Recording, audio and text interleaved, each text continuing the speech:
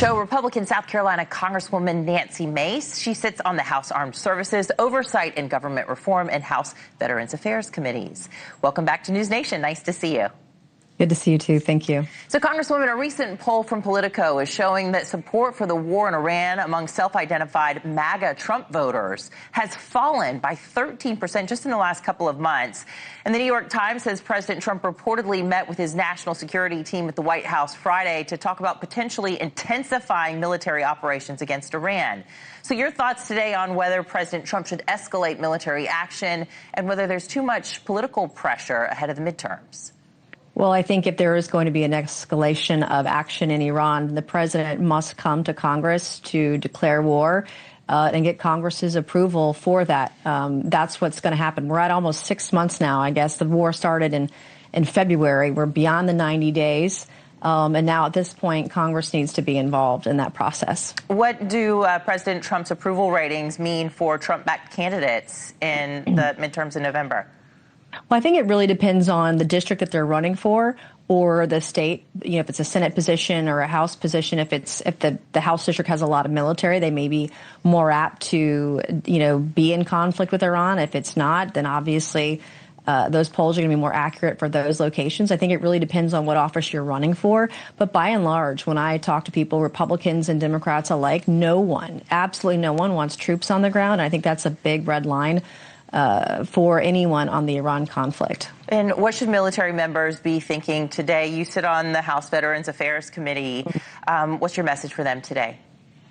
Well, first of all, my heart goes out to the families that lost loved ones this week. We lost 4 soldiers who gave the ultimate sacrifice. I want every military member to know that it is not in vain, that we will remember their sacrifices and that they're putting everything on the line for us. And for our veterans out there, they know that when they come home, that they need to be helped and be serviced and get their benefits every step of the way. So these are serious times. They call for serious, I think, discussions on what's next and how many, what the plan might be for attrition or for potential deaths in our military if we were to go on the ground. Those are the things I think that our military is thinking about, those risks today. The president originally said this would take weeks. It's now been months already, and we don't see a clear off-ramp that is being broadcasted anyway publicly. How do you feel like it's going so far? Well, I support the War Powers resolution that was voted on Thursday. I think the president needs to come to Congress if he's going to continue this, if he's going to declare war, which is where we are. You can't just start and stop it and say the clock just started over. That's not how the Constitution works.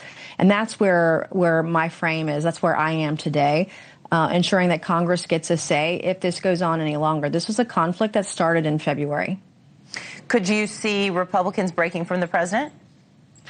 Well, I think it's possible the longer that this goes on and the closer we get to midterms and knowing that people, by and large, don't want to be on the ground there and don't want to escalate, I think it'll become a serious matter. But so, too, is the cost of living and affordability, all of those issues, and including illegal immigration and mass deportation. All of that is on the ballot in November, too. Sure. Okay, if we can talk politics now, let's head to Maine, where Democratic delegates selected progressive candidate Troy Jackson as the new nominee to replace scandal-ridden Graham Plattner in the U.S. Senate race. Jackson spoke after securing the win, immediately attacking his opponent, incumbent Republican Senator Susan Collins. Take a listen. I do have one question.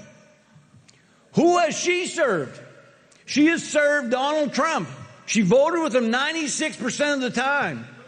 She helped deliver enormous tax breaks to the corporations and the wealthy on our backs. And she voted to confirm Kavanaugh and Gorsuch. So for our viewers who are not familiar with this candidate, Jackson was a Republican and now backed by Bernie Sanders, so quite the 180 here. How do you think Jackson will stack up against incumbent Susan Collins? She's a moderate Republican. Well, my only question is, how much of a socialist is he? At this point, the Democrat Party has become the Socialist Party, so in some places, Communist Party. But here's a guy that organized No Kings protests and was for democracy. And yet voters didn't get a say. It was a handful, like 600 delegates that chose him, that nominated him, basically. And I think the irony is real. I don't think he has a shot. I think Susan Collins has represented Maine well. She is a moderate Republican. She doesn't always vote in lockstep with the party, even though she is Republican. And that's the kind of leader that Maine wants and that Maine needs. All right, a Democratic panel has selected South Carolina, your state, to hold the first Democratic presidential primary in 2028 in a move to allow more diverse voices to weigh in. Being from South Carolina, what do you think of this move toward your state by Democrats over New Hampshire or Iowa? Well, it shows how important South Carolina is to voters when they're nominating their president. South Carolina picks presidents. We do so for the Republican primary. We're the first in the South. And if you don't win South Carolina, with the exception of Newt Gingrich, in the last 50 years, you don't win the nomination. I think the same goes for the Democrat nominating process. South Carolina is a very important state. And I think whether you're Republican or Democrat, the big takeaway here is that we pick presidents. And it's good for our state. All right. Well, it's great to see you today. Thanks for joining us. I'll be in Hilton Head in a couple of weeks. I'm from Charlotte, so You'll not far love from it. you. All right. Have a great day. Thank you.